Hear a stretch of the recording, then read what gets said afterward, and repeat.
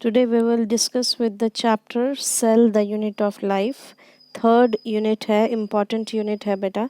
सबसे पहले आपके कुछ एक साइंटिस्ट हैं जिन्होंने कंट्रीब्यूशन दिया है सेल बायोलॉजी में। रॉबर्ट हुक जो है फर्स्ट साइंटिस्ट था जिसने नाम दिया था सेल्यूली that is the dead cell, cork cell देखा थे इन्होंने सबसे पहले।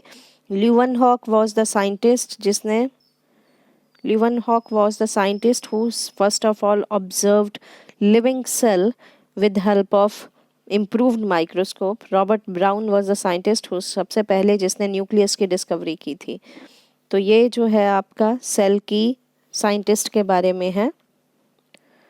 सबसे पहले इसमें इम्पॉर्टेंट जो कॉन्सेप्ट है that is the cell theory. Cell theory was given by Schleiden in 1838 and Schwann in 1839. Schleiden, he said that plants are composed of all kind of cells, and in the case of Schwann, he reported that cell have a thin layer. Schleiden और Schwann दोनों ने मिलके एक theory दी थी जिसको कि modern cell theory कहते हैं। सेल थ्योरी को लेटर ऑन विर्चो साइंटिस्ट था जिसने थोड़ा सा मॉडिफाई किया था। सेल थ्योरी की पहली फॉर्मुलेशन क्या है? All living organism are composed of cell and its product.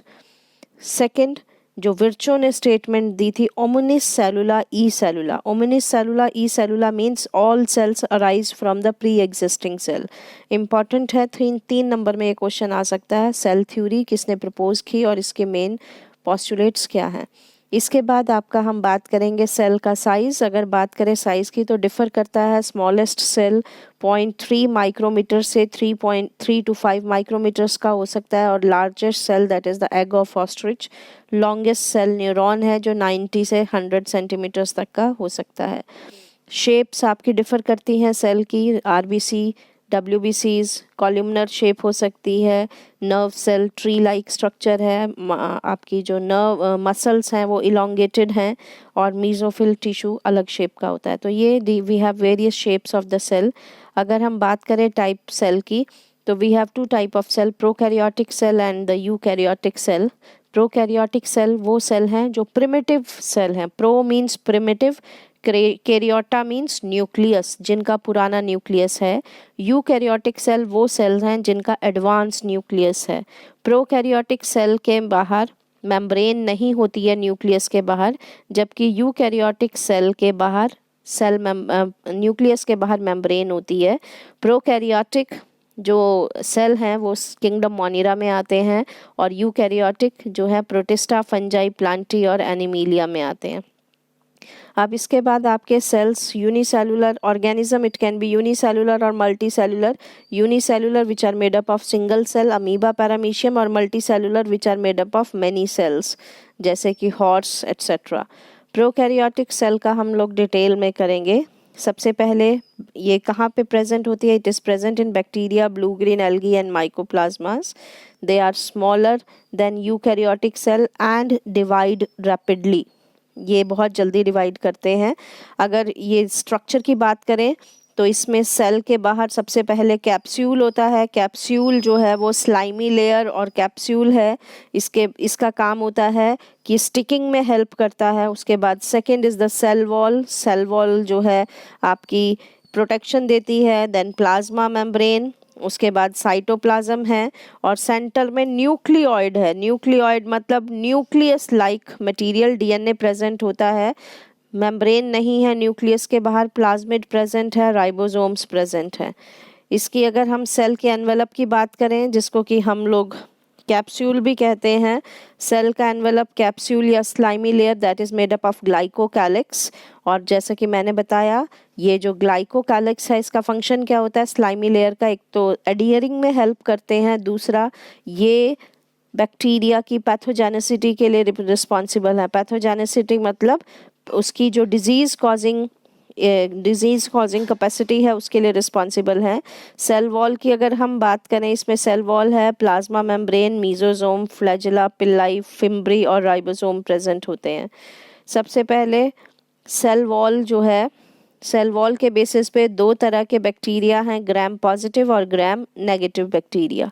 ग्राम जो सेल वॉल है that is made up of peptidoglycan, जो आपकी जो है ग्राम पॉजिटिव बैक्टीरिया में ग्लाइकोकैलिक्स, ये जो सेल वॉल है कंपैरेटिवली थिक होती है। लिपिड्स इसमें ग्राम पॉजिटिव में लिपिड्स कंपैरेटिवली कम होते हैं, और जो ग्राम नेगेटिव बैक्टीरिया है इसमें लिपिड्स कंपैरेटिवली ज़्यादा होते हैं। ठीक है, तो ये ग्राम पॉजिटिव और ग्राम नेगेटिव बैक्टीरिया है। एक हेंस ग्राम साइंटिस्ट था जिसने ये मेथड दिया था स्टेनिंग का, ग्राम स्टेनिंग का। जो ग्राम पॉजिटिव बैक्टीरिया हैं ये क्रिस्टल वॉयलेट कलर का जो स्ट्रेन है उसको रिटेन करते हैं, और ग्राम नेगेटिव बैक्टीरिया जो हैं ये पिंक कलर के स्ट्रेन, ये क्रिस्टल वॉयलेट का स्ट्रेन को रिटेन नहीं करते हैं और सैफरनीन का स्ट्रेन लेते हैं। इसके बाद यहाँ पे रिप्रेजेंटेशन दी है ग्राम पॉजिटिव और ग्राम नेगेटिव बैक्टीरिया की। सेल वॉल कंपैरेटिवली थिक है in the case of gram positive bacteria, और ग्राम नेगेटिव बैक्टीरिया के केस में, ग्राम नेगेटिव बैक्टीरिया में जो सेल वॉल है कंपैरेटिवली थिन है, और इसमें मैंने जैसे आपको बताया ग्राम नेगेटिव बैक्टीरिया में लिपिड्स ज़्यादा हैं, तो आउटर मेम्ब्रेन प्रेजेंट होती है लिपोपॉलीसेकेराइड की, लिपिड्स ज़्यादा हैं, और ग्राम पॉजिटिव बैक्टीरिया में लिपिड कंपैरेटिवली कम होते हैं। अब इसके बाद इसका सेकेंड स्ट्रक्चर जो इसमें प्रेजेंट होता है मीजोजोम, ये यहाँ पे डायग्राम में भी दिखाया है। प्लाज्मा मेम्ब्रेन इनवेजिनेट करती है, अंदर की तरफ झुकती है और एक स्ट्रक्चर बनाती है जिसको मीजोजोम कहते हैं। ये जो मीजोजोम है इसका फंक्शन क्या होता है, इसमें एक तो रेस्पिरेशन के एंजाइम प्रेजेंट होते हैं, दूसरा सिक्रीशन का फंक्शन परफॉर्म करती है, सेल वॉल फॉर्मेशन में हेल्प करती है, डीएनए रेप्लिकेशन में हेल्प करती है, और सरफेस एरिया इंक्रीज करती है प्लाज्मा मेम्ब्रेन का ताकि वहाँ पे एंजाइमेटिक एक्टिविटी हो सके। ये इंपॉर्टेंट है, पेपर में आता है मीजोजोम का फंक्शन। अब इसके बाद क्या प्रेजेंट होता है इसमें बैक्टीरिया में, और चीज़ क्या होती है यूकैरियोट में, फ्लैजिला। फ्लैजिला जो है ब्लू कलर का आपको दिख रहा है यहाँ पे, फ्लैजिला मूवमेंट में हेल्प करता है, और इसमें नीचे हुक होता है और बेसल बॉडी से ये अराइज करता है। बेसल बॉडी, हुक, और ये जो बाहर ब्लू कलर का आपको दिख रहा है इसको फिलामेंट कहते हैं, और ये मूवमेंट में हेल्प करता है। इसके बाद इसमें होते हैं फिम्ब्री छोटी छोटी ये जो स्ट्रक्चर्स हैं धागे की तरह स्ट्रक्चर हैं इसमें प्रेजेंट होती हैं, और ये अटैचमेंट में हेल्प करती हैं बैक्टीरिया के। देन वी हैव पिल्लाई जो है ट्यूबुलर स्ट्रक्चर है जो कि बैक्टीरिया में प्रेजेंट होता है, और ये पिल्लाई इसकी जो एक बैक्टीरिया में सेक्सुअल रिप्रोडक्शन होती है जिसको हम कॉन्जुगेशन कहते हैं उसमें हेल्प करती है। अब उसके बाद अगर हम राइबोसोम्स की बात करें, राइबोसोम्स जो है प्रोटीन सिंथेसिस में हेल्प करते हैं। 70S टाइप के राइबोसोम है बैक्टीरिया में, प्रोकैरियोट में।